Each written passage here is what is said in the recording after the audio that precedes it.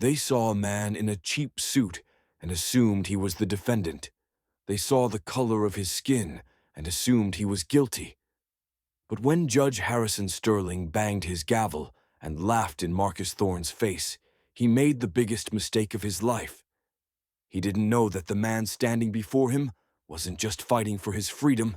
He was holding the smoking gun that would end the judge's career. What happens when a corrupt system meets a mind it can't intimidate? You're about to find out.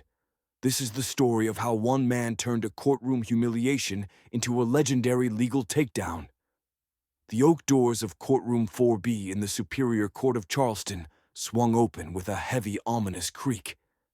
The air inside was stale, smelling of old varnish, floor wax, and the quiet desperation of the accused. Marcus Thorne stepped inside. He wasn't in handcuffs, but the eyes of the gallery tracked him as if he were. He wore a gray suit that had seen better days, the fabric slightly shiny at the elbows, the fit a little too loose around his shoulders. He carried a battered leather briefcase that looked like it had been pulled from a dumpster. At the front of the room sat Judge Harrison Sterling. Sterling was a man who looked like he had been carved out of granite and arrogance. He had a shock of white hair, a face red from too much scotch, and a reputation for being the harshest judge in the state, especially when the defendant looked like Marcus. On the other side of the aisle sat the opposition, the legal team for Oakwood Holdings, led by Preston Galloway. Galloway was everything Marcus wasn't. His navy suit was bespoke, his watch cost more than Marcus's car, and his smile was a razor blade wrapped in silk. He leaned back in his chair, whispering something to his junior associate, who chuckled. Marcus walked to the plaintiff's table. He was representing himself pro se. "State your name for the record," the bailiff droned. "Marcus Thorne," he said. His voice was deep, steady, and betrayed zero nervousness. Judge Sterling peered over his reading glasses, scanning the docket in front of him. He scoffed, a wet, dismissive sound that echoed in the silence. "Mr. Thorne," Sterling said, his voice dripping with boredom, "I see here you are filing a motion to reclaim the deed to the property at 4200 River Road. The checks notes, Carter Plantation." "That is correct, Your Honor," Marcus replied. Sterling looked at Galloway. "Mr. Galloway, I assume Oakwood Holdings has the title." Galloway stood up, buttoning his jacket with a smooth, practiced motion. "We do, Your Honor. Purchased legally 3 years ago from the state after a tax foreclosure. Mr. Thorne's grandmother, Mrs. Hattie Thorne, failed to pay property taxes for 5 consecutive years. This case is frivolous. We have the receipts, the deed, and the city's stamp of approval." Sterling turned back to Marcus, a smirk playing on his lips. "Mr. Thorne, do you have a law degree?" "No, Your Honor," Marcus said. "Did you finish college?" "I attended 2 years, Your Honor." Sterling chuckled. It started low in his throat and grew into a genuine laugh. He looked at the gallery, inviting them to join in. "So, let me get this straight. You, a man with half a college education and a suit that looks like it was borrowed from a funeral home, think you can walk into my courtroom and overturn a multi-million-dollar property deal drafted by the finest legal minds in the city?" The courtroom tittered. Galloway smirked openly now. "I'm not here to discuss my wardrobe, Judge," Marcus said, his hands resting calmly on the table. "I'm here to discuss the law." "The law?" Sterling laughed harder, slamming his hand on the bench. "Son, you wouldn't know the law if it bit you. This is a court of justice, not a charity ward for dreamers. You're wasting the court's time, and you're wasting Mr. Galloway's billable hours." "I have a right to be heard," Marcus insisted, his eyes locking onto Sterling's. "You have a right to sit down and be quiet until I dismiss this mess," Sterling snapped, his face flushing. "I've seen 1,000 like you. You think because you watched a few episodes of a cop show you can argue property statutes. It's pathetic. Honestly, it's insulting to the profession. Are you denying my motion without hearing my opening statement? Marcus asked. I'm tempted to deny it just to get to lunch early, Sterling sneered. But fine, entertain me. You have 5 minutes. Try not to use too many big words. The gallery laughed again. It was a cruel sound. They expected a train wreck. They expected Marcus to stutter, to cry, to beg. Marcus didn't flinch. He opened his battered briefcase. He didn't pull out a messy stack of papers. He pulled out a single crisp manila folder. Thank you, Your Honor, Marcus said softly. The trap was set. Marcus walked to the center of the floor. He didn't pace. He stood like a statue. Your Honor, Mr. Galloway claims his client, Oakwood Holdings, purchased the Carter plantation legally after a tax foreclosure. He cites the Tax Sale Act of 2018 as his shield. Marcus turned to look at Galloway. However, Mr. Galloway forgot to mention, or perhaps conveniently overlooked, the Preservation of Ancestral Lands Amendment, specifically subsection 4, paragraph B. Galloway frowned. He leaned over to his associate. Check that. Now.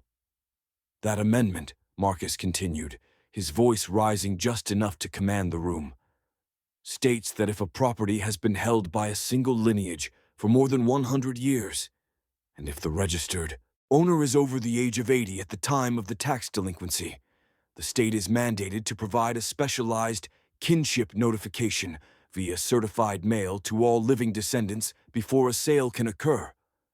Judge Sterling blinked. He shifted in his chair. Kinship notification. I've been on the bench 20 years. I've never heard of such a precedent applying here. That is because, Your Honor, it was passed only 4 years ago. It is rarely used because most families sell before it gets to that point. But the law is clear. Marcus pulled a document from his folder. This is the deed transfer Mr. Galloway submitted. It is dated October 14th, 2022. My grandmother was 82 years old. The property had been in the Thorne family since 1890. Therefore, the state was required to notify me, her grandson, and next of kin. Marcus held up a second piece of paper. This is an affidavit from the city clerk's office, signed by Mrs. Linda Haverford. It confirms that no kinship notification was ever sent. The city skipped the step. Galloway shot up. Objection. Relevance. The city's administrative error does not invalidate my client's purchase. Oakwood Holdings bought the land in good faith. Good faith, Marcus whipped around. Is it good faith, Mr. Galloway, when the CEO of Oakwood Holdings sits on the city zoning board that authorized the fast-tracked sale? The courtroom went silent. Even the air conditioning seemed to stop humming. Judge Sterling's eyes narrowed. Careful, Mr. Thorne. You are bordering on slander. It's a matter of public record, Your Honor, Marcus said, pulling another document. Mr. Tobias Vane is the CEO of Oakwood. He was appointed to the zoning board in August 2022. 2 months later, he approved the sale of my grandmother's house to his own company for pennies on the dollar. Marcus turned back to the judge. That is not good faith. That is a violation of the Conflict of Interest Statute, Chapter 9, Section 12. And under the fruit of the poisonous tree doctrine, which I know usually applies to criminal evidence, but has civil precedence in State versus Merriweather, the sale is void ab initio. From the beginning. Galloway was no longer smirking. He was furiously texting on his phone under the table. Judge Sterling looked down at Marcus, his face losing its ruddy color and turning a pale, sickly gray. He knew Tobias Vane. They played golf at the country club every Sunday. You are throwing around accusations, Sterling grumbled, though his voice lacked its earlier bite. You are citing statutes, but you are not a lawyer. How do I know you're interpreting this correctly? Because I can read, Your Honor, Marcus said. And because I spent 5 years in the library of the correctional facility you sent me to. The twist hung in the air. That's right, Marcus said, stepping closer. To the bench. 5 years ago, I stood in this very courtroom. You sentenced me to 5 years for a robbery I didn't commit. The conviction was overturned last month due to police misconduct. But while I was inside, I didn't lift weights. I read law every single day. I read your rulings, Judge Sterling. Sterling stiffened. Is that a threat? No, Your Honor. It's a citation. Marcus smiled, but it didn't reach his eyes. Because in 2019, in the case of Bank of Charleston versus Miller, you ruled that administrative failure to notify a debtor invalidates the lien. You wrote that opinion yourself. Are you going to overturn your own precedent today just because the plaintiff is a black man in a cheap suit? Galloway slammed his hand on the table. Your Honor, this is grandstanding. I move for a recess to review these alleged documents. Sterling looked at Marcus. He looked at the gallery, where people were now leaning forward, phones out, recording the drama. He looked at Galloway, who looked panicked. Sterling realized he couldn't dismiss this. Not now. Court is in recess for 1 hour, Sterling barked, banging the gavel so hard it sounded like a gunshot. Mr. Thorne, bring those documents to my chambers. Galloway, you too. As Sterling stormed out, Marcus stood calmly and began to close his briefcase. The silence in the room broke. People began to whisper. Who is that guy? Did you hear him? He quoted Sterling's own case back to him. Galloway walked past Marcus, his face tight. You think you're clever, Thorne. You just kicked a hornet's nest. You have no idea who you're dealing with. Marcus looked Galloway dead in the eye. Neither do you. The judge's chambers were a stark contrast to the sterile, worn-down courtroom. Here, the air smelled of lemon polish and expensive pipe tobacco. The walls were lined with leather-bound books that looked like they hadn't been opened in decades. A large mahogany desk dominated the room, cluttered with framed photos of Judge Sterling shaking hands with senators, mayors, and developers. Sterling sat behind the desk, his robe unzipped, revealing a stained white dress shirt underneath. He looked less like a judge and more like a tired, angry landlord. Preston Galloway sat in a plush leather chair, nursing a glass of water, looking irritated. Marcus stood. He hadn't been offered a chair. Sit down, Thorne, Sterling grunted, gesturing vaguely to a wooden stool in the corner. You're making the room feel small.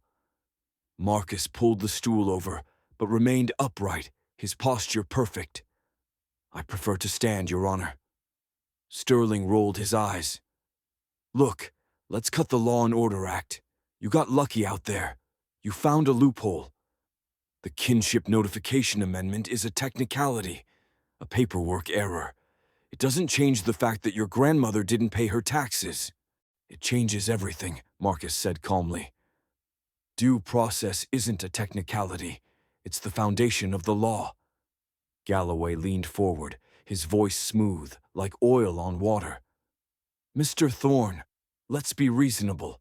We acknowledge that the city made a clerical error. It's unfortunate. But Oakwood Holdings has already broken ground on the River Road project. We have investors. We have timelines. Galloway reached into his briefcase and pulled out a checkbook. My client is willing to offer a nuisance settlement to avoid a lengthy trial that you will eventually lose. Galloway scribbled on the check, ripped it out, and slid it across the mahogany desk toward Marcus. Marcus looked down. The check was for $25,000. That's a lot of money for a man in your position, Sterling added, lighting a cigar even though it was a federal building. Take it. Buy some new clothes. Move to a nice apartment. Start fresh. Marcus didn't touch the check. He looked at Sterling, then at Galloway. My grandmother's house is worth $450,000 in the current market, Marcus said. and the sentimental value is incalculable. You offer me 5% and expect me to say thank you.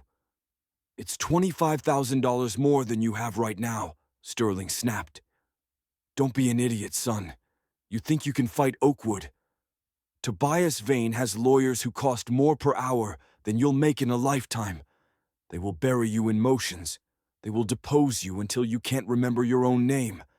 They will drag up your criminal record, overturned or not, and paint you as a con artist looking for a payout.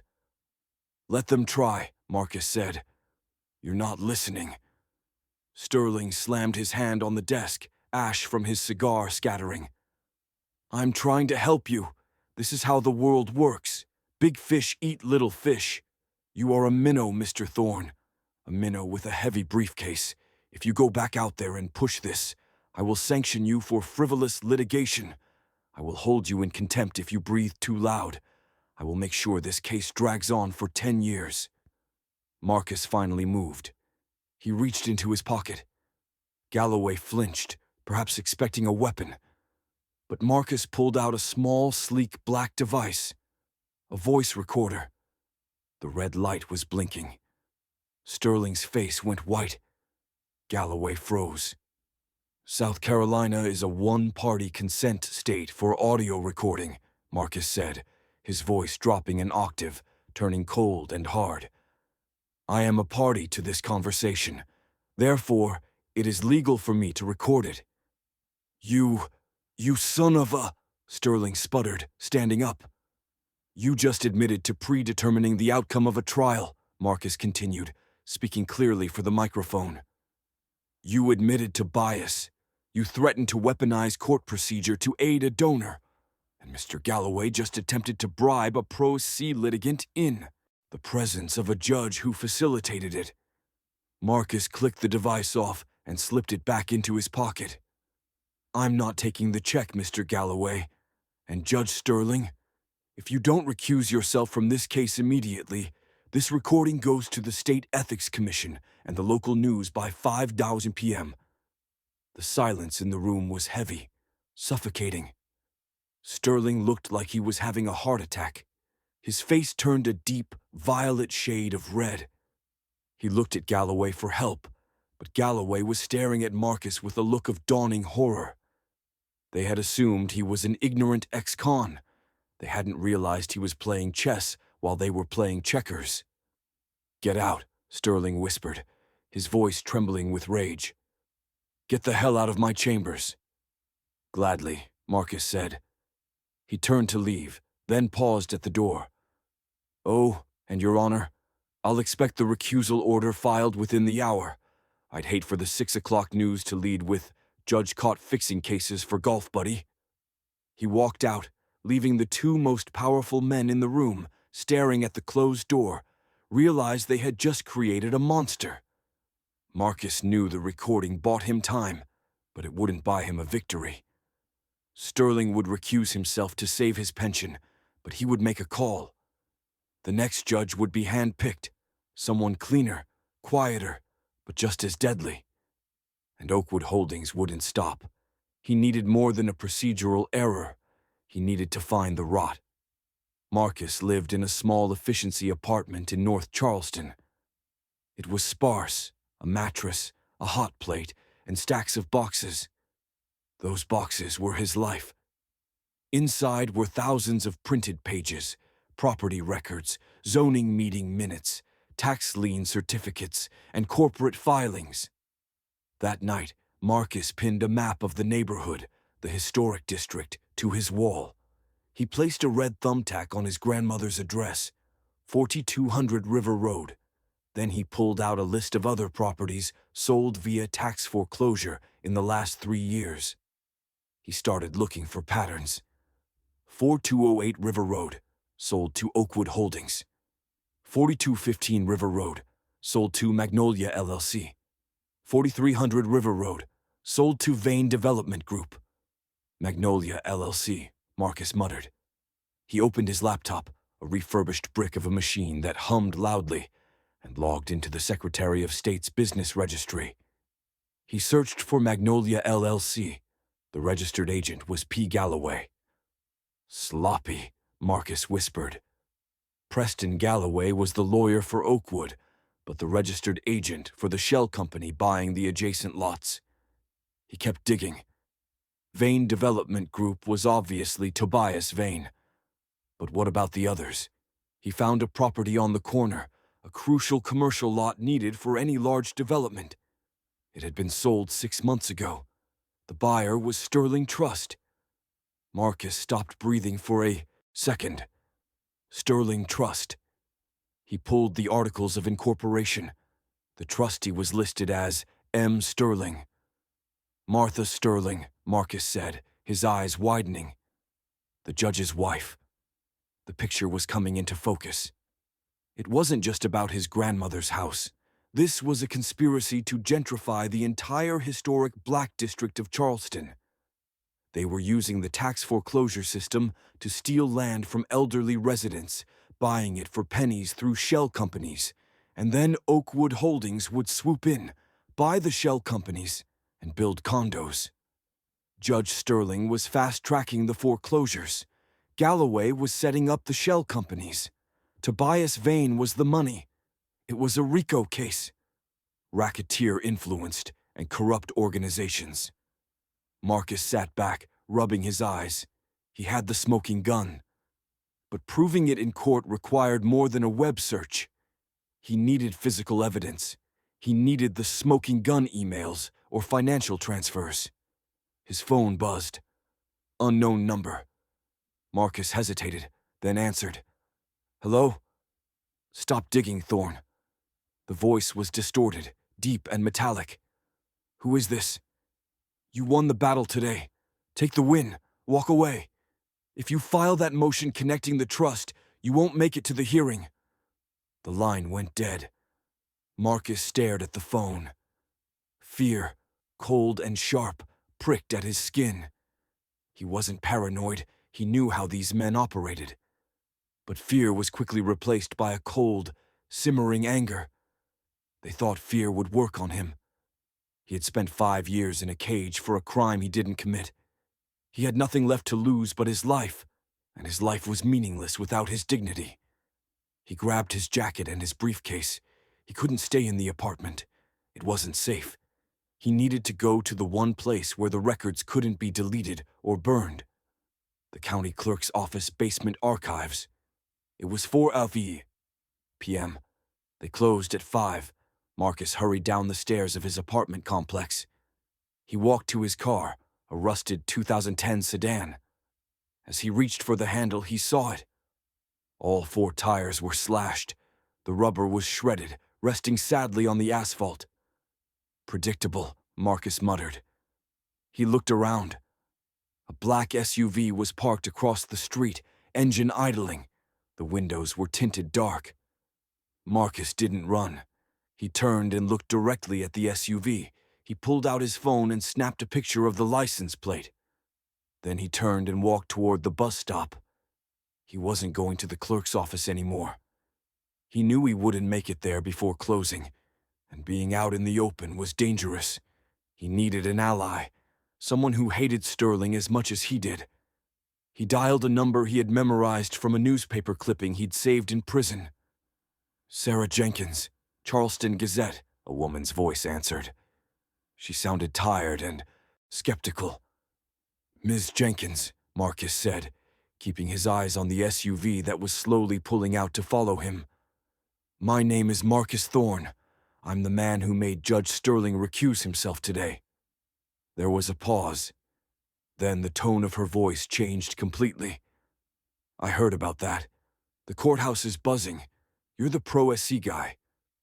I have a story for you, Marcus said, walking briskly toward a crowded market area to lose the tail. But it's not just about a judge. It's about the theft of an entire neighborhood. I have the names. I have the shell companies. I have the connection to Sterling's wife. Where are you? Jenkins asked, the sound of typing clicking furiously in the background. I can't tell you that. Not on this line. Meet me at the St. Julian Devotional Chapel in 30 minutes, the back pew. I'll be there. Marcus hung up.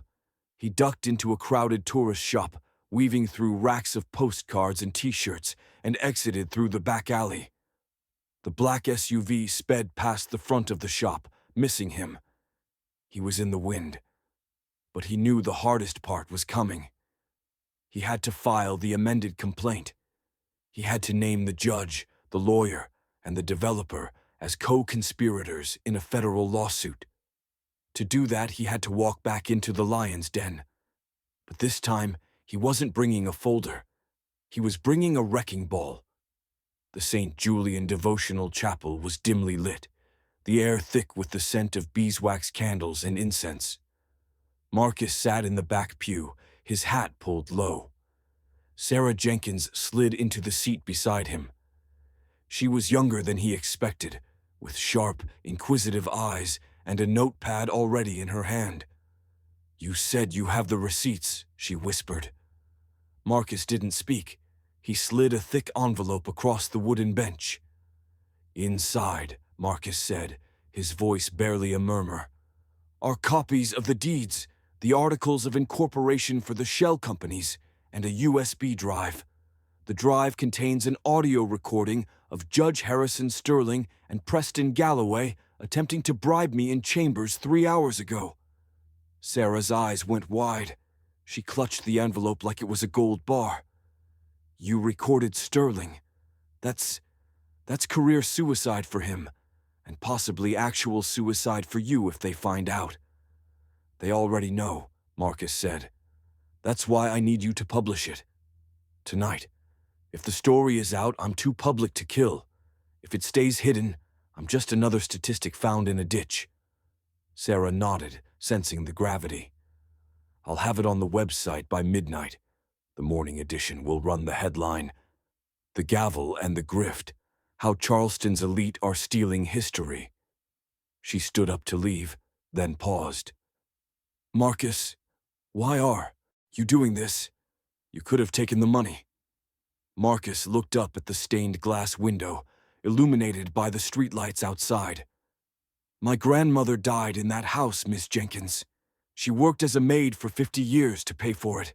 She scrubbed floors so I could have a roof over my head. They think that house is just wood and brick. To me, it's her sweat and blood. I'm not selling her blood for a check." The next morning, Charleston woke up to an earthquake. The article went viral instantly.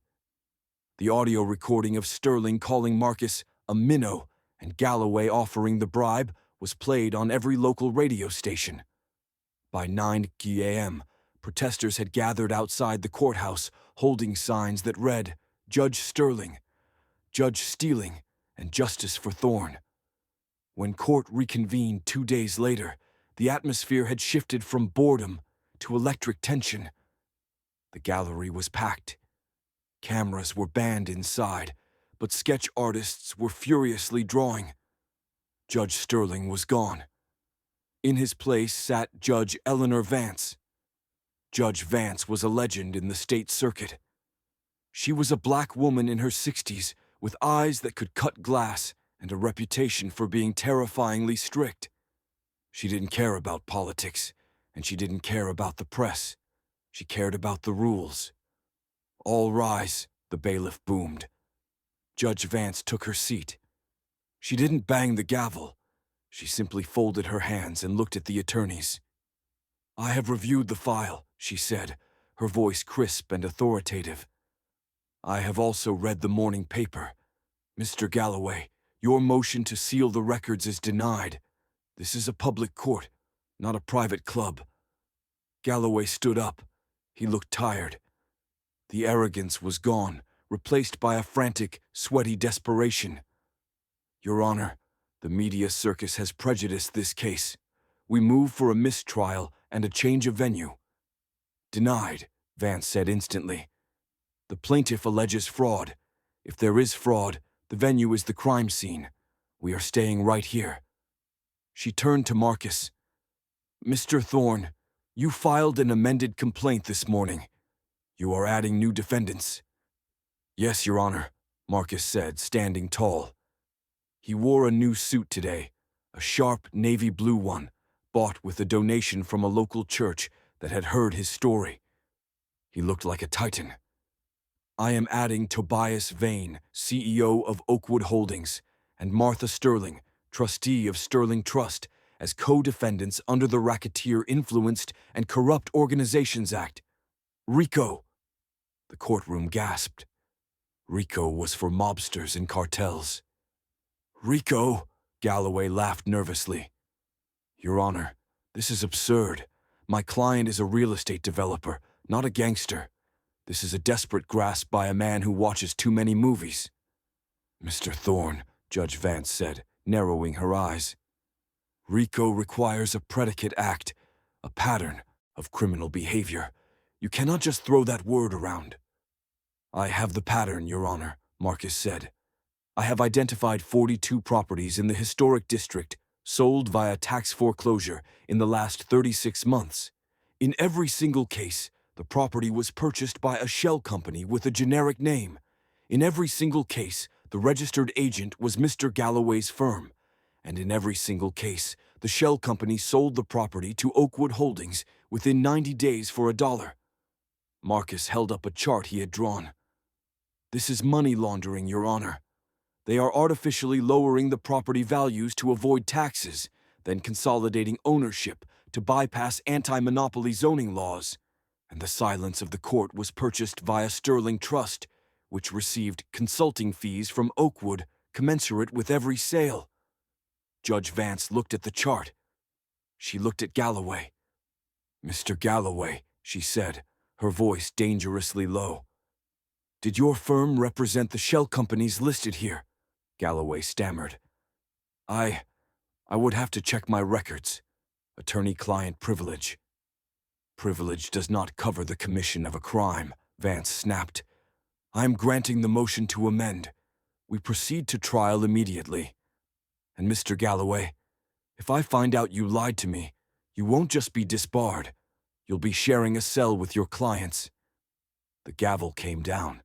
The war had officially begun. The courtroom air was heavy, humid, and smelled faintly of old floor wax and collective anxiety. The gallery was packed shoulder to shoulder. Every seat was taken, and a line of reporters stood along the back wall, pens poised like daggers. Judge Eleanor Vance sat high on the bench, a silent sentinel in black robes. She had barely spoken in the last hour, her sharp eyes flicking between the defense table and the plaintiff. She knew, just as everyone in the room knew, that the trial had reached its tipping point. The plaintiff calls Tobias Vane to the stand, Marcus announced. His voice was not loud, but it carried to the back of the room with crystal clarity. Tobias Vane stood up. He didn't just stand. He unfolded himself, buttoning his charcoal Italian suit with a practiced, arrogant grace. He was a man accustomed to boardrooms, country clubs, and private jets. He walked to the witness stand, not like a man accused of racketeering, but like a CEO arriving to fire an underperforming employee. He shot a look at the jury, a smile that was meant to be charming, but came off as predatory. He placed his hand on the Bible, swore to tell the truth, and sat down. He adjusted his silk tie and looked at Marcus with bored amusement. Mr. Vane, Marcus began, standing behind his table. He didn't approach the witness yet. He wanted the distance. You are the CEO of Oakwood Holdings, is that correct? I'm the founder and CEO, yes, Vane replied, his voice a smooth baritone. And your company's primary business is real estate development. We build the future, Mr. Thorne, Vane corrected, leaning into the microphone. We take blighted, dangerous neighborhoods, places the city has forgotten, and we transform them into thriving communities. We raise property values. We bring in tax revenue. We are the engine of Charleston's growth. I see, Marcus said, nodding slowly. And to build this future, you need land. Specifically, you needed the land at 4200 River Road, my grandmother's land. Vane sighed theatrically. It was a parcel on a designated development block. It was acquired through legal channels via a public tax sale. It was strictly business. Business, Marcus repeated. He picked up a document from his table. "Mr. Vane, do you know a woman named Martha Sterling?" Vane blinked. The boredom cracked, just a hairline fracture. "The name sounds familiar. Charleston is a small town." "Let me help you place her," Marcus said, walking toward the jury box. "She is the wife of Judge Harrison Sterling, the judge who presided over the foreclosure of my grandmother's home. She is also the sole trustee of an entity called Sterling Trust." Marcus held up a piece of paper. "This is Plaintiff's Exhibit F. It is a bank ledger obtained through subpoena. It shows a wire transfer of $50,000 from Oakwood Holdings to Sterling Trust on October 15th, 2022. That is one day after Judge Sterling signed the order giving you the deed to my family's home." Galloway shot out of his chair. "Objection. Relevance. My client hires many consultants. This is a fishing expedition." "Overruled," Judge Vance said, her voice like cracking ice. "The witness will answer." Marcus turned back to Vane. "What consulting services did a retired kindergarten teacher provide for a commercial construction firm that were worth $50,000, Mr. Vane? Did she operate a crane? Did she draft blueprints?" Vane shifted in his seat. The leather creaked loudly in the silence. I don't handle the granular accounting. My CFO handles vendor payments. It could have been for interior design consultation for the model units, or landscaping advice. We pay for premium insights." "Interior design," Marcus said flatly. "For a house you hadn't even demolished yet." "I don't recall the specifics," Vane snapped, his face flushing a light pink. "I run a billion-dollar company, Mr. Thorne. I don't memorize every invoice." "Maybe you'll remember this," Marcus said. "Your Honor, permission to approach the witness with Exhibit G." "Granted." Marcus walked up the steps of the witness stand. He was close enough now to smell Vane's expensive cologne, sandalwood, and money. He placed a large, high-resolution photograph on the ledge in front of Vane. The photo was grainy, taken with a telephoto lens, but the subjects were unmistakable. It showed Tobias Vane sitting on a park bench near the Battery. Next to him was Judge Harrison Sterling. Vane was sliding a thick, padded brown envelope across the bench to the judge. "This photo was taken on October 13th, Marcus lied smoothly, maintaining the bluff about the private investigator. 2 days before the sale, 2 days before the wire transfer. What was in the envelope, Mr. Vane?" Vane stared at the photo. A bead of sweat broke loose from his hairline and rolled down his temple. "It was personal documents," Vane stammered, his smooth baritone climbing into a higher nervous register. "We play golf together. I was returning some scorecards, maybe a cigar case." "A cigar case?" Marcus asked, stepping back so the jury could see Vane's face.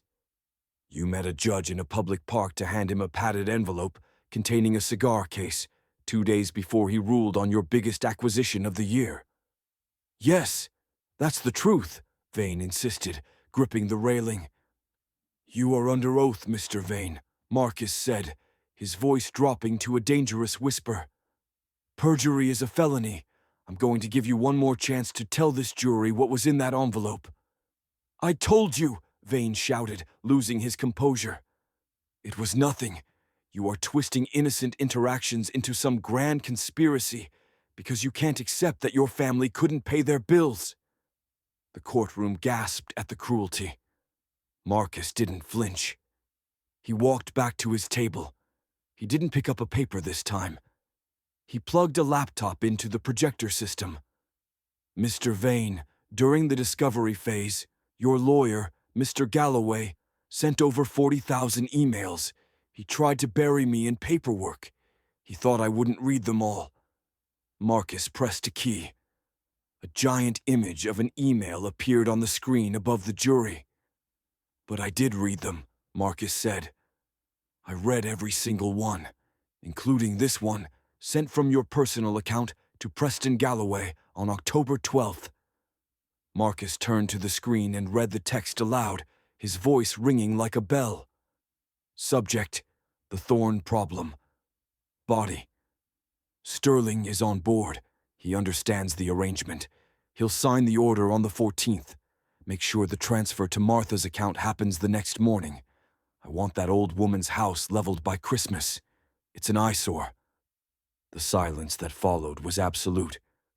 It was a vacuum. The air left the room. Marcus turned slowly to face Vane. "My grandmother died on Christmas Eve," Marcus said. His voice shook, not with fear, but with a rage so potent it felt like heat radiating off him. "She died of a stroke, stressing over where she was going to live.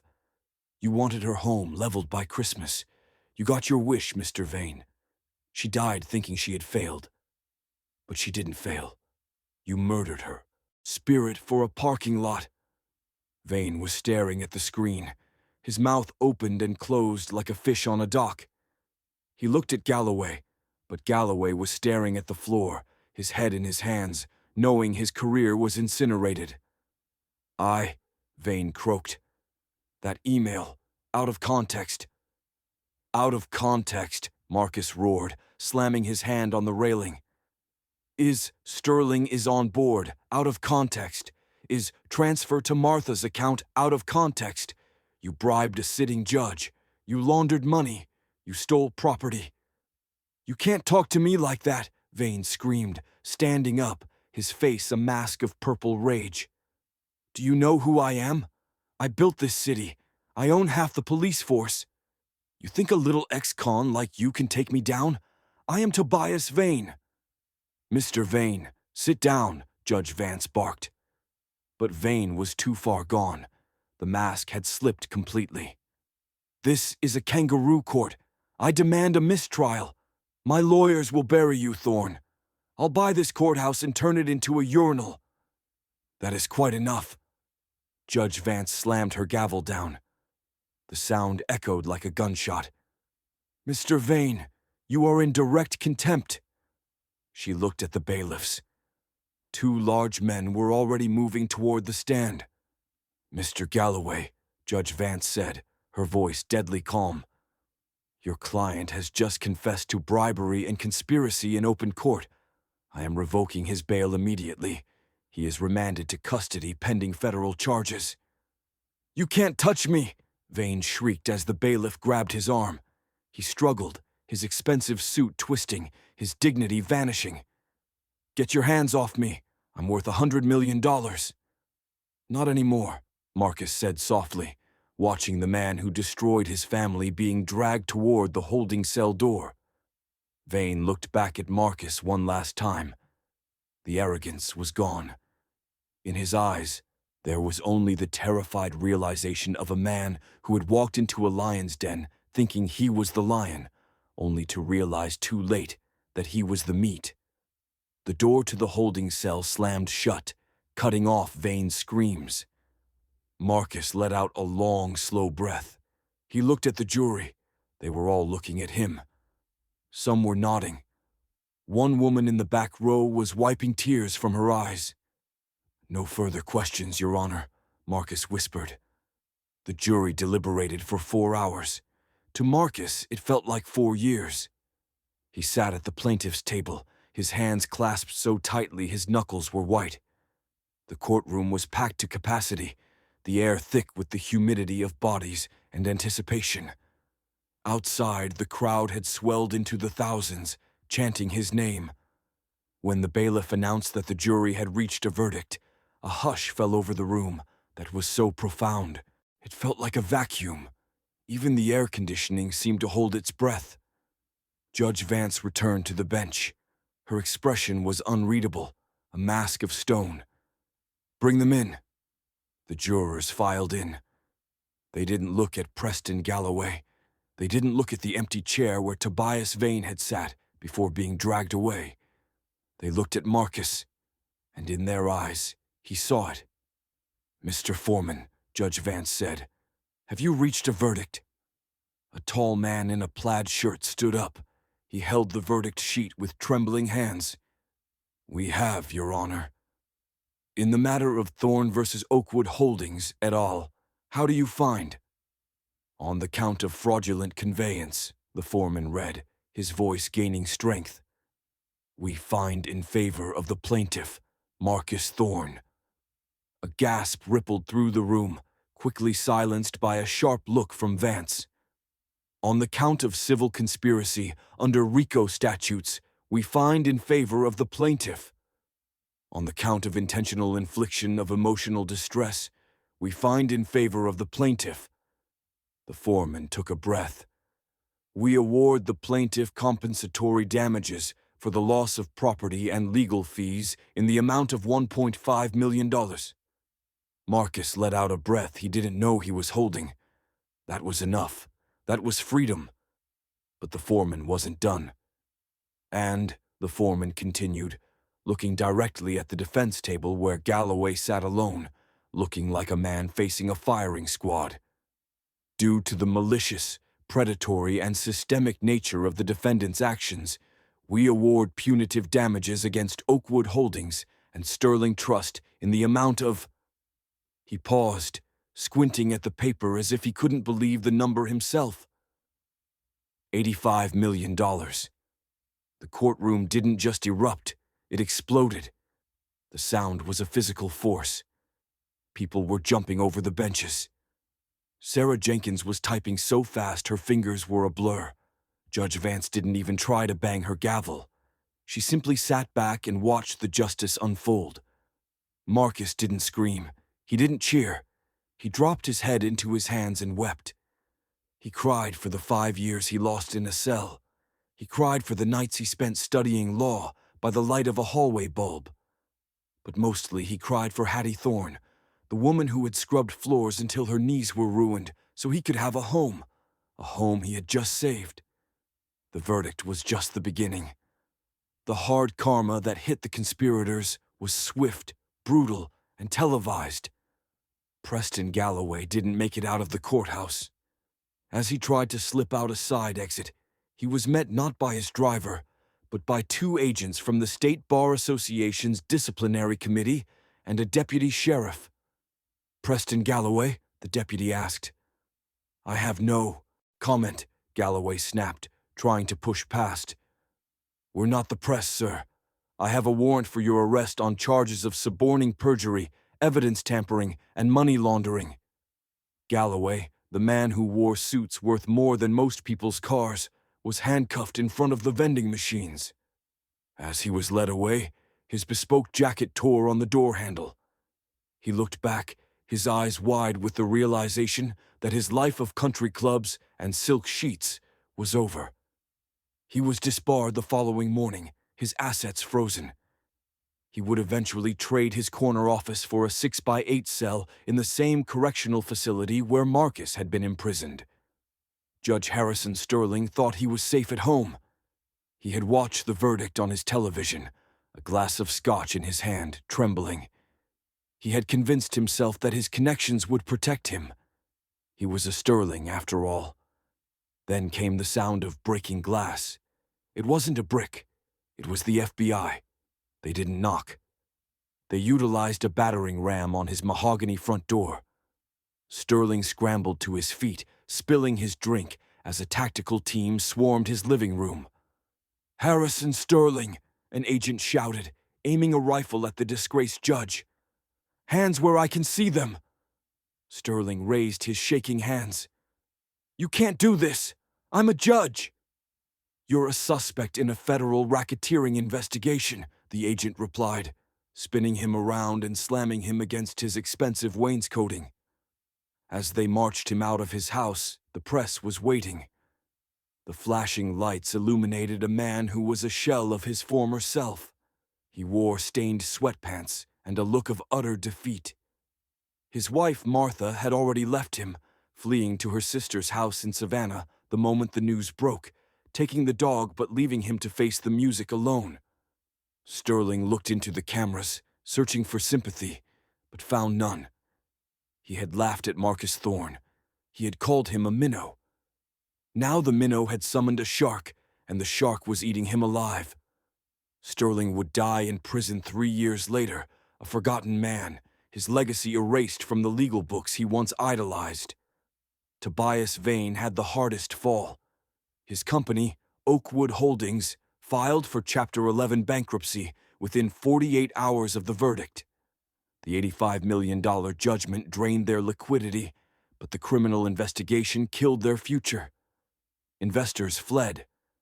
Construction sites across the city were abandoned, leaving half-finished skeletons of luxury condos as monuments to his greed. Vane tried to flee the country. He made it as far as the private airfield, where he planned to board a chartered jet to a non-extradition country. He was stopped on the tarmac by U.S. Marshals. "My pilot is waiting," Vane screamed as they shackled his ankles. "I have money. I can pay you." "Your accounts were seized 10 minutes ago, Mr. Vane," the marshal said dryly. "You couldn't buy a pack of gum right now." Vane collapsed on the asphalt, sobbing into the jet fuel-stained concrete. The alpha of the business world, the man who leveled historic homes without a second thought, was reduced to a crying child. The restoration. A week later, Marcus stood in front of 4200 River Road. It was a mess. The windows were boarded up. The porch was sagging. The yard was overgrown with weeds. Oakwood had started the demolition prep before the injunction stopped them, so parts of the siding had been ripped away, exposing the old wooden ribs of the house. But to Marcus, it was the most beautiful thing he had ever seen. He walked up the steps, the wood groaning familiarly under his boots. He unlocked the front door, not with a key, but with a crowbar to pry off the padlock Vane's men had installed. The inside smelled of dust and neglect, but underneath, it smelled like home. It smelled like lavender and old paper. He walked into the living room. There, on the floor, was a single broken picture frame. He picked it up. It was a photo of him and his grandmother at his high school graduation. The glass was cracked right over his face, but her smile was untouched. "I'm home, Grandma," he whispered. "I got it back." He wasn't alone for long. Trucks started pulling up.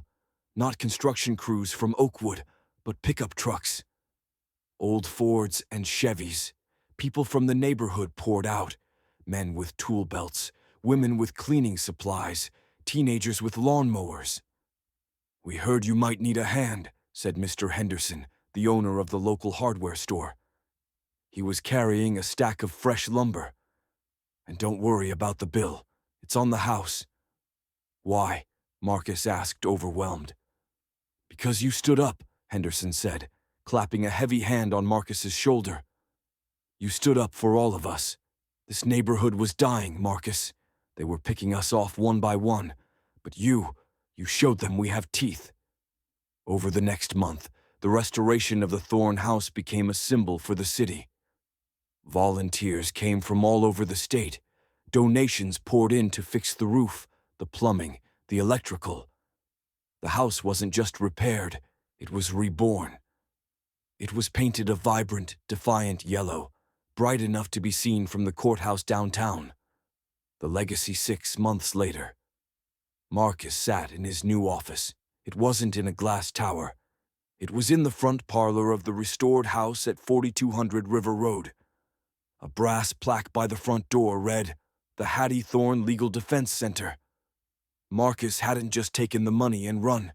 He used the settlement to endow a foundation dedicated to fighting predatory land seizure and providing legal representation to the poor.